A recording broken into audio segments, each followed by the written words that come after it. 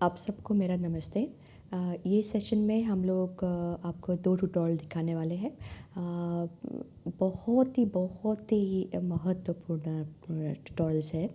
पहला वाला जो ट्यूटोरियल है, आपको मालूम है कि फील्ड में बच्चों का वज़न बढ़ता नहीं है। बहुत सारी आशा और आंगनवाड़ी वर्कर बोलते हैं 500 ग्राम बढ़ा, 500 ग्राम बढ़ा, 500 ग्राम बिल्कुल वज़न बहुत कम बढ़ा हुआ है। स्पेशली पहले 2-3 महीने में बच्चे का वज़न मिनिमम 900 ग्राम से 1 किलो वज़न बढ़ना चाहिए मिनिमम, ठीक है। तो उसके क्या कारण हो सकते हैं? क्योंकि वज़न नहीं बढ़ता है तो उसके कारण होते हैं। 90% कारण स्तनपान के कारण है, ठीक है। तो ये पहला वाला ट्यूटोरियल है, उसमें हम लोगों ने आपको बताया है कि स्तनपान के क्या कारण हो सकते हैं जिससे बच्चे का वज़न नहीं बढ़ेगा। सबसे पहला कारण तो ये है कि अगर बच्चे को पहले जैसे बच्चा पैदा हुआ तुरंत ही माँ का दूध नहीं दिया, ठीक है। बच्चे को थोड़ा टाइम हो गया, 1-2 घंटा हो गया, 3 घंटा हो गया, 4 घंटा हो गया, तो वो बच्चे का वज़न माँ को दूध कम आता है जब भी तुरंत दूध नहीं पिलाते हैं। बच्चा बराबर सीखता नहीं है कैसे स्तन पे लगना, कैसे चूसना, तो वो कारण एक हो सकता है। दूसरा, अगर टेक्निक ठीक नहीं है, ठीक है, बच्चे का मुंह बड़ा खुला नहीं है, नीचे का काला भाग मुंह में गया नहीं है, बच्चा बहुत दूर से दूध पी रहा है, नज़दीक से उसको उसका बिल्कुल होंठ और उसके जो टूटी है, ये जो चिन्ह है वो बिल्कुल दिखना नहीं चाहिए। तो वो है। रात में अगर दूध नहीं पिलाया, बहुत सारी मदर ऐसी होती है कि रात में बच्चा आराम से 7-8 घंटा सोता है। माँ को बोलना है कि अगर 3 घंटे में बच्चा नहीं उठा तो उसको उठा के दूध पिलाओ। दिन में अगर बच्चा बहुत सो रहा है तो माँ को बताओ कि 2-2.5 घंटे में अगर बच्चा नहीं उठा तो उसको उठा के दूध पिलाना है। अब डेफिनेटली पहले 2-3 महीना। पीछे का जो गाढ़ा दूध आता है, ठीक है, तो अगर पीछे का गाढ़ा दूध बच्चे को नहीं मिला जिसमें ज़्यादा वसा होता है तो उससे बच्चे का वज़न कम बढ़ेगा, ठीक है। तो माँ को बताना है कि पूरा स्तन खाली होके दूसरी बाजू देना है। अगर सिर्फ माँ ने एक ही बाजू दूध पिलाया, दूसरी बाजू दूध मतलब स्तन दिया ही नहीं, तो वो बच्चे का भी वज़न जितना बढ़ना चाहिए उतना नहीं बढ़ता है। और दूसरा, माँ को बताना है कि वो कैसे जानेगी कि पीछे का दूध बच्चे को मिला है कि नहीं। तो वो भी हम लोगों ने ट्यूटोरियल में दिखाया हुआ है।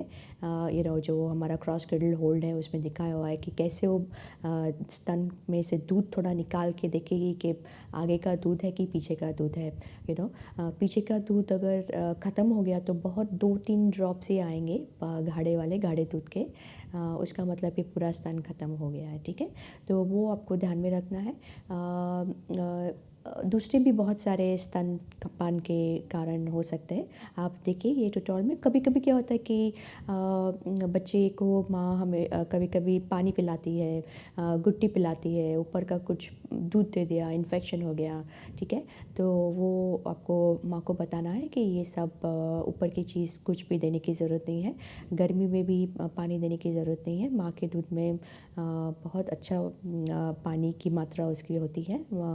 तो माँ को बताना है कि सिर्फ अपना खुद का ही दूध दे, ठीक है। दूसरा जो ट्यूटोरियल है वो है मतलब स्तनपान के कारण से नहीं बट किसी और कारण से बच्चे का वजन नहीं बढ़ना, ठीक है।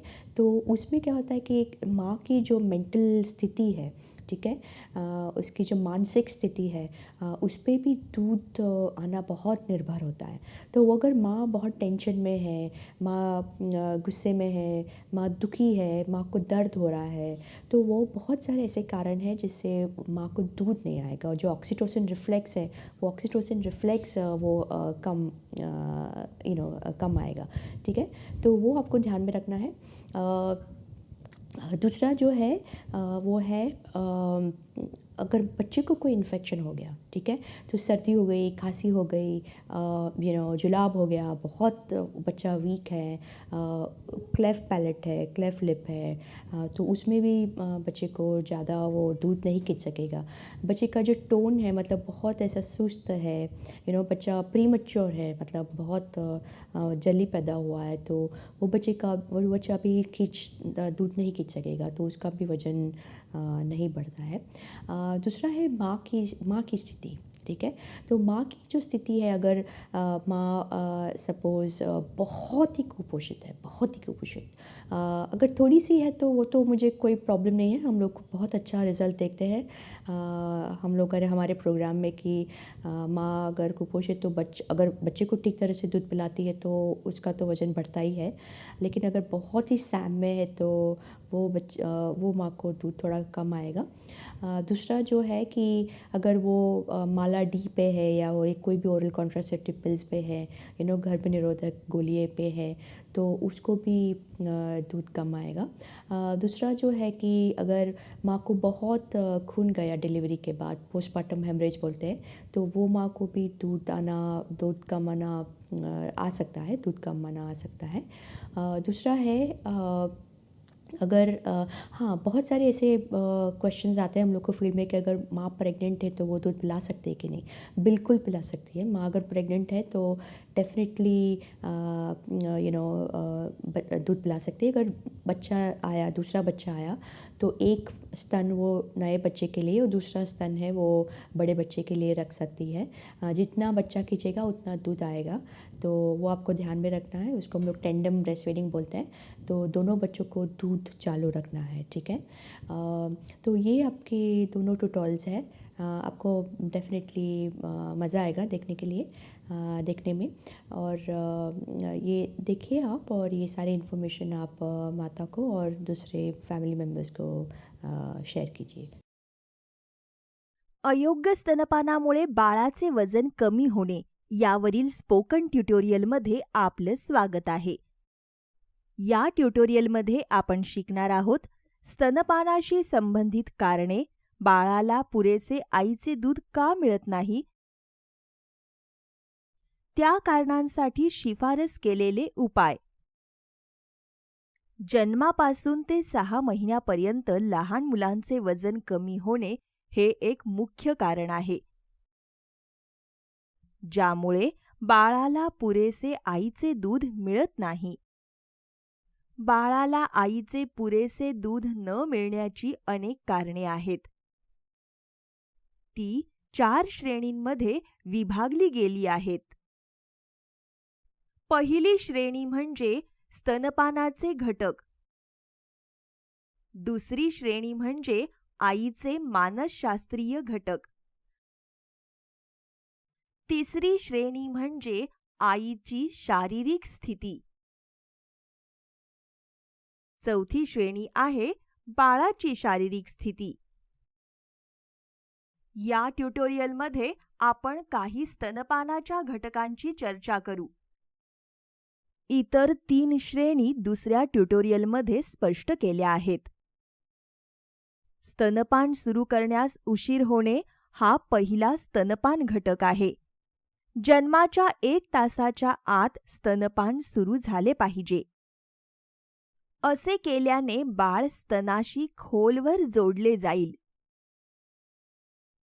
गर्भवती महिलांना त्यांच्या शेवटच्या 3 महिन्याच्या दरम्यान स्तनपान करण्याच्या कौशल्याचे प्रशिक्षण दिले पाहिजे. स्तनपान देणे सुरू करण्यासाठी बाळाच्या जन्मानंतर त्वचेपासून त्वचेचा संपर्क आवश्यक आहे. त्याच मालिकेतील इतर ट्युटोरियलमध्ये हे स्पष्ट केले आहे. दुसरा स्तनपान घटक म्हणजे बाळाची स्थिती योग्य नसणे. आईने बाळाची मान पुढे वाकवू नये. जेव्हा बाळाचे नाक स्तनाग्राच्या वर असते तेव्हा असे होते. बाळाच्या नाकाच्या नाकपुड्या नेहमी स्तनाग्राच्या सरळ रेषेत असाव्यात. आपण मोठी माणसे पाणी पिण्यासाठी आपले डोके मागे टेकवून आपली मान पुढे करतो. त्याचप्रमाणे दूध पिण्यासाठी बाळाची मान दूर करणे आवश्यक आहे. आई बाळाला त्याची मान दूर करण्यासाठी दुसऱ्या स्तनाकडे अधिक ओढू शकते. आईने बाळाची मान बाजूला करू नये. यामुळे बाळाला दूध गिळणे कठीण होईल. बाळाची छाती आणि पोट आईच्या छातीत हलके दाबलेले पाहिजे. दूध पाजताना बाळाचे तोंड आईच्या चेहऱ्याकडे नसून स्तनाकडे असले पाहिजे. या चित्रात बाळाचा चेहरा क्रॉस क्रॅडल होल्डमध्ये योग्यरित्या स्थित आहे. बाळाचा वरचा ओठ उजव्या स्तनावर 9 वाजण्याच्या स्थितीत आहे. बाळाचा खालील ओठ 3 वाजण्याच्या स्थितीत आहे. बाळाचे पाय आईच्या हाताखाली व्यवस्थित दुमडलेले असावेत. अन्यथा बाळ खाली घसरेल आणि स्तनाग्र चोखेल. बाळाचे नितंब आईच्या कोपराच्या पटीत बसू शकते. यामुळे बाळ खाली घसरणार नाही. तिसरा स्तनपान घटक म्हणजे बाळाची स्तनाशी असलेली योग्य पकड. बाळाने तोंड पूर्णपणे उघडेपर्यंत आईने किमान 2 ते 3 मिनिटे थांबावे. ते 120 आणि 160 अंश दरम्यान रुंद उघडलेले असावे. त्यानंतरच आईने आपले स्तन बाळाच्या तोंडात द्यावे.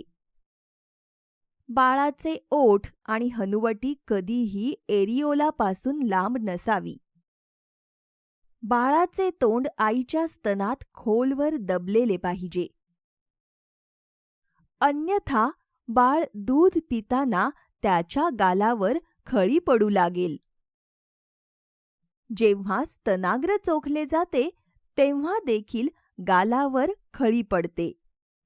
खळी पडण्याचे आणखी एक कारण म्हणजे बाळाच्या तोंडात वरील एरिओला जास्त असतो.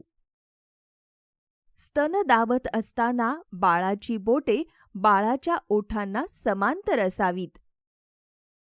यामुळे खालील एरिओलाचा मोठा भाग बाळाच्या तोंडात जाईल याची खात्री होईल. जर बाळाने फक्त स्तनाग्र चोखले तर त्याला कधीही पुरेसे दूध मिळणार नाही. स्तनाशी खोलवर जोडले जाणे खूप महत्त्वाचे आहे. बाळ स्तनाशी खोलवर जोडले गेले आहे की नाही हे तपासणे महत्त्वाचे आहे. असे करण्यासाठी आई बाळाच्या खालच्या ओठाजवळ स्तन दाबू शकते. दूध पाजताना एरिओलाचा खालील पूर्ण भाग बाळाच्या तोंडात असणे आवश्यक आहे. बाळाचा वरचा ओठ आईच्या स्तनाग्राच्या अगदी वर असावा.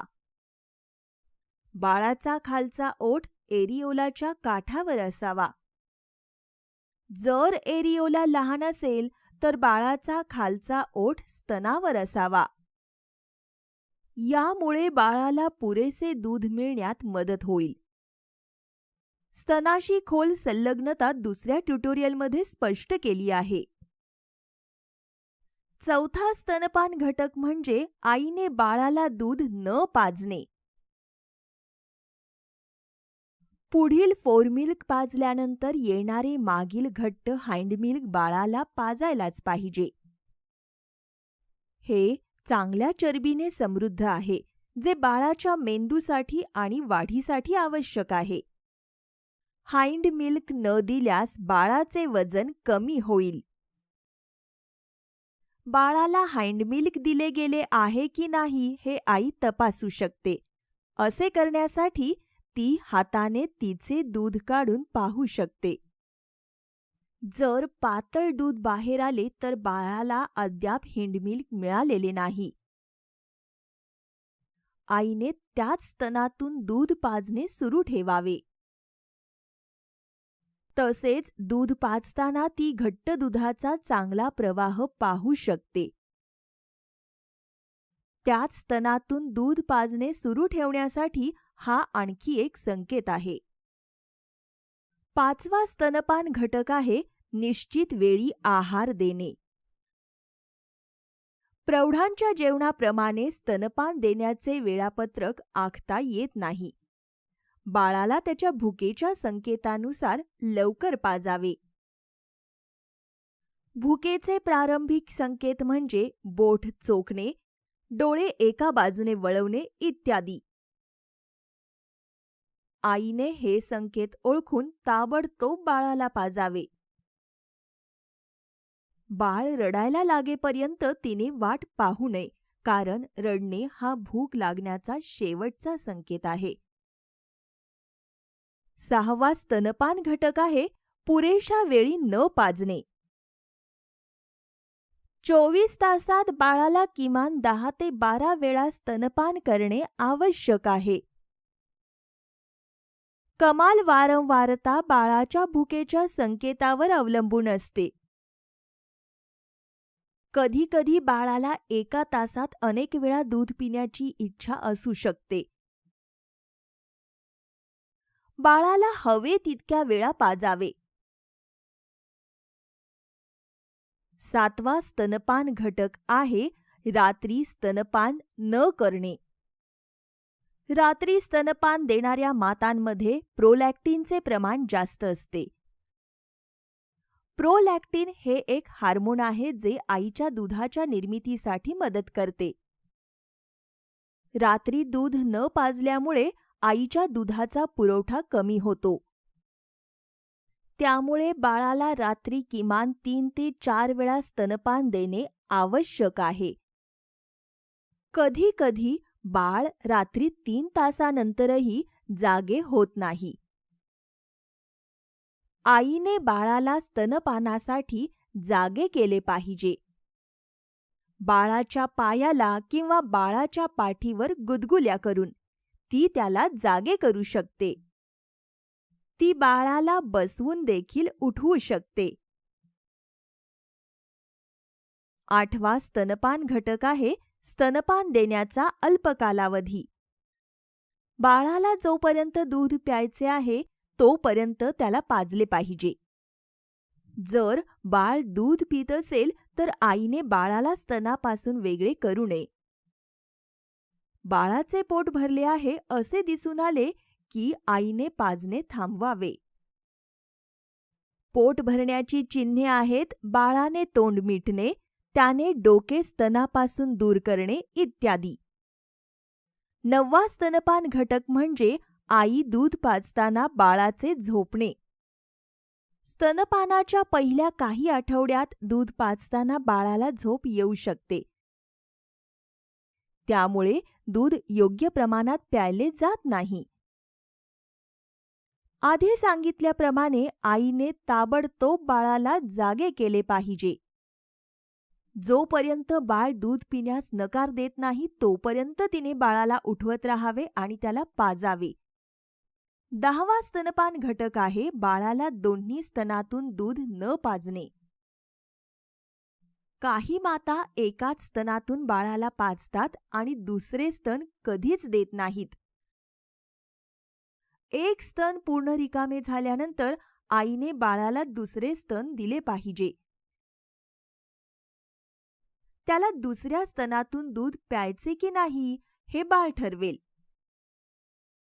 11वा स्तनपान घटक आहे दुधाच्या बाटल्या, निप्पल शील्ड्स इत्यादी. हे बाळाला नैसर्गिकरित्या आईच्या स्तनाशी खोलवर जोडू देत नाही. ते टाळण्यासाठी आईला स्तनपानाचे योग्य तंत्र शिकवले पाहिजे. शेवटचा स्तनपान घटक म्हणजे बाळाला इतर अन्न किंवा द्रव देणे. पहिल्या 6 महिन्यात बाळाला फक्त स्तनपान दिले पाहिजे. इतर द्रवपदार्थ किंवा अन्न आईच्या दुधासारखे तितकेसे सुरक्षित आणि पौष्टिक नाही. त्यामुळे संसर्ग होऊ शकतात. त्याने देखील बाळाचे पोट भरेल. त्यामुळे आईचे दूध पिण्यासाठी बाळाला भूक लागणार नाही. यासह आपण या ट्युटोरियलच्या शेवटच्या टप्प्यात पोहोचलो आहोत. सहभागाबद्दल धन्यवाद.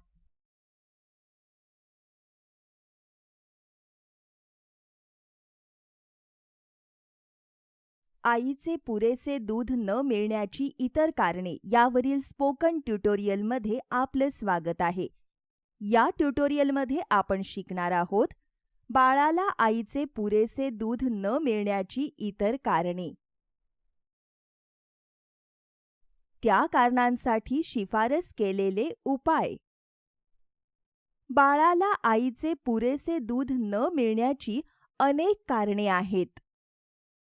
ती 4 श्रेणींमध्ये विभागली गेली आहेत. पहिली श्रेणी म्हणजे स्तनपानाचे घटक. याच मालिकेतील दुसऱ्या ट्युटोरियलमध्ये याबद्दल चर्चा केली आहे. दुसरी श्रेणी म्हणजे आईचे मानसशास्त्रीय घटक. तिसरी श्रेणी म्हणजे आईची शारीरिक स्थिती. चौथी श्रेणी म्हणजे बाळाची शारीरिक स्थिती. कारणांच्या दुसऱ्या श्रेणीपासून आपण सुरुवात करूया. आपण मातांच्या 5 सामान्य मानसिक घटकांवर चर्चा करू. पहिला मानसशास्त्रीय घटक म्हणजे आईमधील आत्मविश्वासाचा अभाव. नवीन माता बऱ्याचदा योग्यरित्या स्तनपान करवण्याच्या त्यांच्या क्षमतेवर प्रश्न विचारतात. स्तनपान हे एक कौशल्य आहे आणि हे कौशल्य शिकण्यासाठी वेळ लागतो. स्तनपानाचे योग्य तंत्र शिकण्यासाठी मातांना संयमाने मार्गदर्शन केले पाहिजे. दुसरा मानसशास्त्रीय घटक म्हणजे आईची चिंता किंवा ताणतणाव. नवीन माता बाळाच्या आरोग्याबद्दल चिंतित असतात. महामारीसारख्या तणावपूर्ण काळात त्यांची चिंता वाढते. चिंता करणाऱ्या मातांना अनेकदा बाटलीने दूध पाजावेसे वाटते. तसेच तणावामुळे त्यांच्या दूध पुरवठ्यावर परिणाम होतो. विश्रांती आणि आराम करण्यासाठी मातांना एक आधार देणारे कुटुंब असणे आवश्यक आहे. त्यांच्या शंकांचे निरसन तज्ज्ञांसोबत नियमित पाठपुरावा करून केले पाहिजे. तिसरा मानसशास्त्रीय घटक म्हणजे आईची स्तनपानाला नापसंती. काही मातांना आपल्या बाळाला स्तनपान करवण्यास आवडत नाही. परिणामी बाळाला पुरेसे आईचे दूध मिळत नाही. चौथा मानसशास्त्रीय घटक म्हणजे आईने बाळाला नकार देणे. काही मातांच्या मनात बाळाबद्दल तीव्र नकारात्मक भावना असतात. बाळांना जन्म देणे त्यांना पसंत नसते आणि त्याबद्दल त्यांना त्याचा पश्चाताप होतो. त्यामुळे चुंबन घेणे, मिठी मारणे यासारख्या प्रेमळ वागणुकीचा यामध्ये अभाव असतो. जेव्हा बाळ त्यांच्यापासून दूर असते तेव्हा त्यांना बरे वाटते. अशा परिस्थितीत आई बाळाला अजिबात स्तनपान करवू शकत नाही. पाचवा मानसशास्त्रीय घटक म्हणजे आईचा थकवा. नवीन मातांना अनेकदा पुरेशी झोप मिळत नाही आणि त्या थकल्यासारख्या असतात. याचा आईच्या दुधाच्या उत्पादनावर परिणाम होऊ शकतो. यामुळे स्तनपानाची वारंवारता देखील कमी होऊ शकते. पुढे आपण कारणांच्या तिसऱ्या श्रेणीची चर्चा करूया. ही आहे आईची शारीरिक स्थिती. आई गर्भनिरोधक गोळ्या किंवा रक्तदाब कमी करणाऱ्या गोळ्या वापरत असेल. यामुळे तिच्या आईच्या दुधाच्या उत्पादनावर परिणाम होऊ शकतो. अशा परिस्थितीत मदतीसाठी तिने डॉक्टरांचा सल्ला घ्यावा. स्तनपानावर परिणाम करणारा आणखी एक घटक म्हणजे आईची गर्भधारणा. काही माता गरोदर असताना स्तनपान देणे थांबवतात. यामुळे बाळाला पुरेसे पोषण मिळत नाही. आईला हे माहीत असले पाहिजे की गर्भवती असताना स्तनपान देणे सुरू ठेवणे सुरक्षित आहे. पुढील घटक म्हणजे आईचे तीव्र कुपोषण. हे आईच्या दुधाच्या रचनेवर परिणाम करू शकते. तसेच बाळाला पुरेसा आहार देण्यासाठी आई खूप अशक्त असू शकते. आई दारू पीत असल्यास तिचे दुधाचे उत्पादन कमी होऊ शकते. बाळाला पुरेसे आईचे दूध मिळू शकत नाही. आणखी एक घटक म्हणजे आईच्या धूम्रपानाच्या सवयी. धूम्रपानामुळे दुधाचा पुरवठा कमी होऊ शकतो आणि आईच्या दुधाची रचना देखील बदलू शकते. पुढील घटक म्हणजे आईमधील गर्भनाळेचा उर्वरित तुकडा. यामुळे आईच्या प्रोलॅक्टिनचा स्तर वाढत नाही. प्रोलॅक्टिन हे एक हार्मोन आहे जे आईच्या दुधाच्या उत्पादनास मदत करते. त्यामुळे ती पुरेसे स्तनपान देऊ शकत नाही.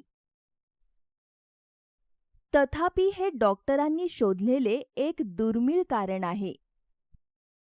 खराब स्तनविकास हा आणखी एक घटक आहे जो स्तनपानावर परिणाम करू शकतो.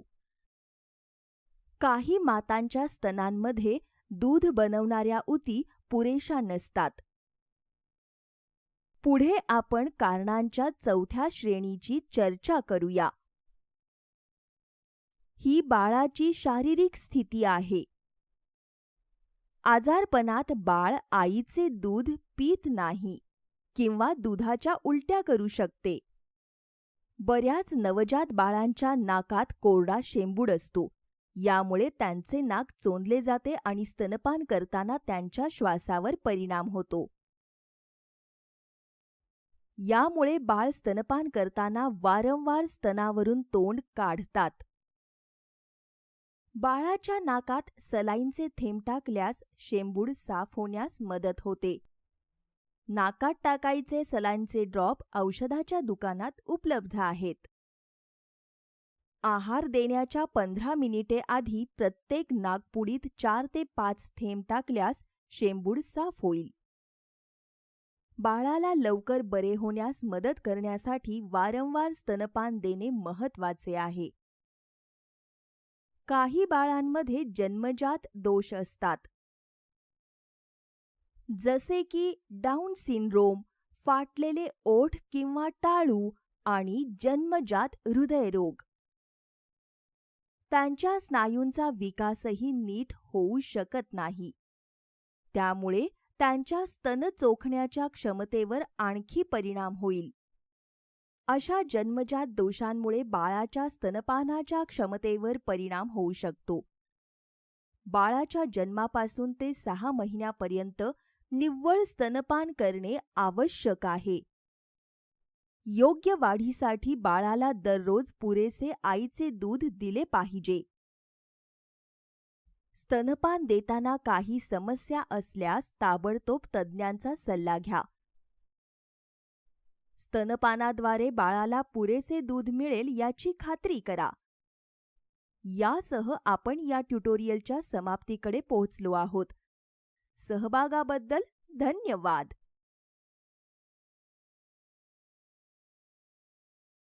ये ट्यूटोरियल शारीरिक रूप से कैसे माँ का स्तन का दूध बढ़ाना, ठीक है। बहुत टाइम ऐसा होता है कि माँ बोलती है मुझे दूध नहीं आ रहा है, दूध नहीं आ रहा है, दूध नहीं है, दूध नहीं है, ठीक है। सबसे पहला कारण ये दूध नहीं आने का कारण है कि माँ ने सही तरह से सही टेक्निक से बच्चे को दूध नहीं पिलाया।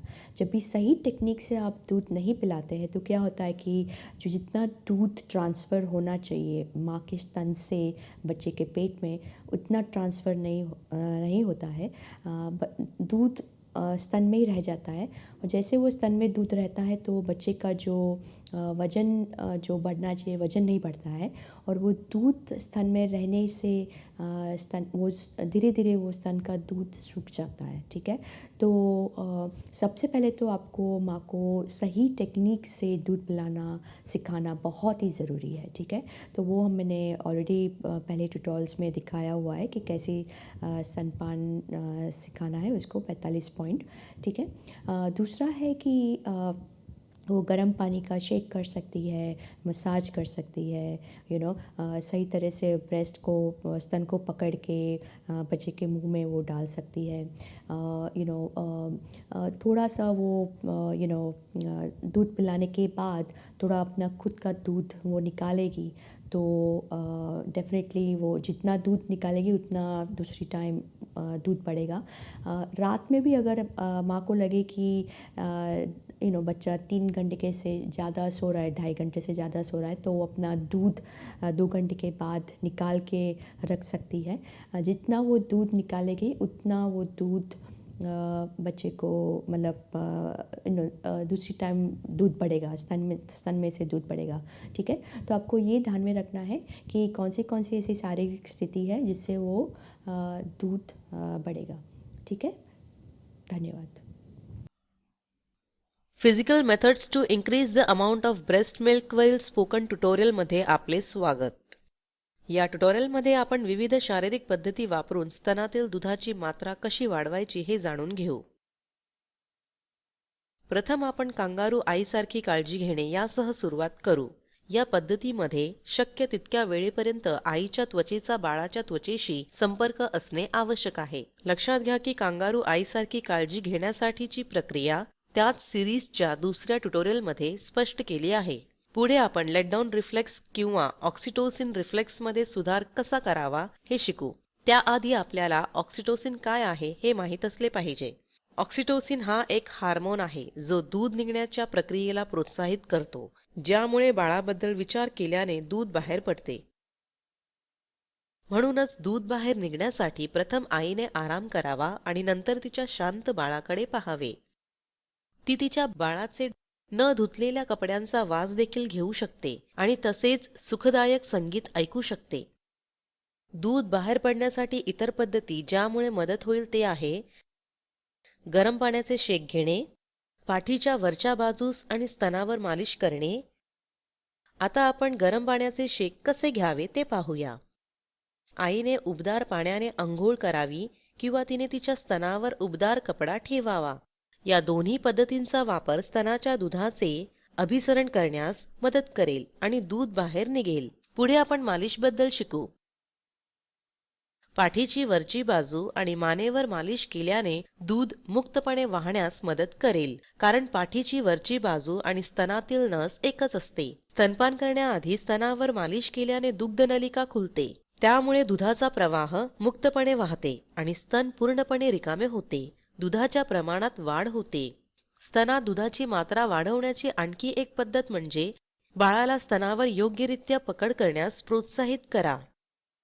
आता कसे करावे ते पाहूया. बाळाच्या वरच्या ओठांवर निप्पल घासा. यामुळे बाळाला मोठं तोंड उघडण्यात आणि योग्य पकड करण्यात मदत होईल आणि बाळाला पुरेसे दूध मिळेल. स्तनपान करताना खात्री करा की आईने बाळाच्या पूर्ण शरीराला आधार द्यावा. आईचे पोट बाळाच्या पोटाशी स्पर्श झाले पाहिजे. बाळाचे डोके, मान आणि शरीर नेहमी एका सरळ रेषेत असावे. बाळाचे नाक आईच्या निप्पलच्या रेषेत असावे. बाळाची हनुवटी पुढे आणावी आणि आईच्या स्तनामध्ये ढकलावी. खालचा ओठ बाहेरच्या बाजूस दुमडलेला आहे. खात्री करा की बाळ स्तनावर पकड करताना एरिओलाचा खालचा भाग जास्त तोंडात घेईल. त्यामुळे एरिओलाच्या खालच्या भागापेक्षा वरचा भाग जास्त दिसतो. कृपया लक्षात घ्या, एरिओला हा निप्पलभोवतीचा गडद भाग आहे. पुढे आपण आणखी एक शारीरिक पद्धत पाहू, ज्यात स्तनावर हळूवारपणे दाबणे आहे. असे करण्यास स्तनपानादरम्यान स्तनाला पकडून हळूवारपणे दाबावे.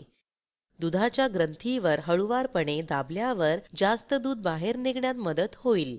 यामुळे बाळाच्या प्रत्येक चोखण्यासह जास्त दूध बाहेर निघण्यात मदत मिळेल. स्तनावर हळूवारपणे दाब दिल्याच्या त्याच सिरीजमध्ये दुसऱ्या ट्युटोरियलमध्ये स्पष्ट केले आहे. एक मनोरंजक खरी गोष्ट अशी आहे की रात्रीच्या वेळी दूध पाजणे महत्त्वाचे आहे. आपण समजूया का. रात्रीच्या वेळी स्तनाच्या दुधात प्रोलॅक्टिन हार्मोनची संख्या जास्त असते. जेव्हा बाळ रात्रीच्या वेळी जास्त दूध पितो, त्यामुळे स्तनपानादरम्यान दुधाचे प्रमाण सुधारते, जे बाळाच्या वाढण्यात मदत करते. दुधाचे प्रमाण वाढवण्याकरिता आणखी एक महत्त्वाचे पर्याय आहे वारंवार दूध पाजणे.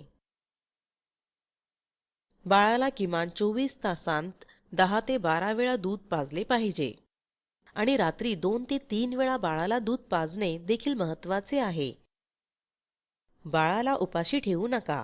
लवकर भुकेच्या संकेतांकडे लक्ष द्या, जसे की बाळ तिचे बाहू आणि पाय हलवते.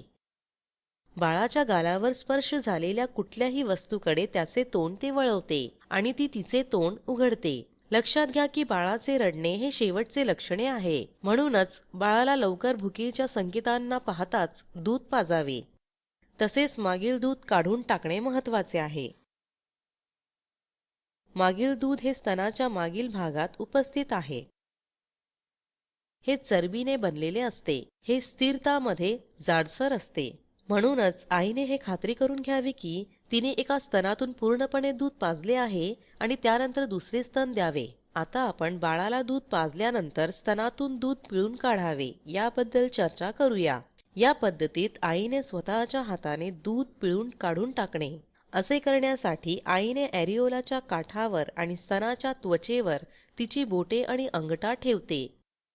त्यानंतर ॲरिओलाला हळूवारपणे छातीच्या आतल्या बाजूला दाबले पाहिजे. दाबावे आणि सोडावे. बाळाने चोखून झाल्यानंतरही हे केले जाते. आईने दोनदा स्तनपानादरम्यान दूध काढून टाकले पाहिजे. वारंवार दूध काढून टाकल्याने स्तनातील दुधाचे प्रमाण सुधारते.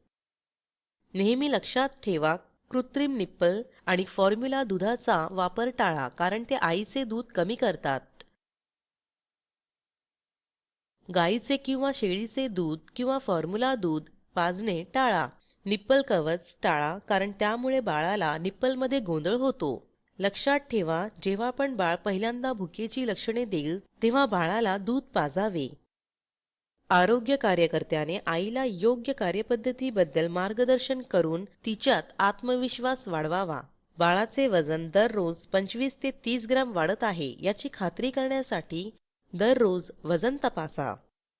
आपण ह्या physical methods to increase the amount of breast milk ट्युटोरियलच्या अंतिम टप्प्यात पोहोचलो आहोत. IIT बॉम्बे तर्फे मी रंजना उके आपली रजा घेते. सहभागासाठी धन्यवाद.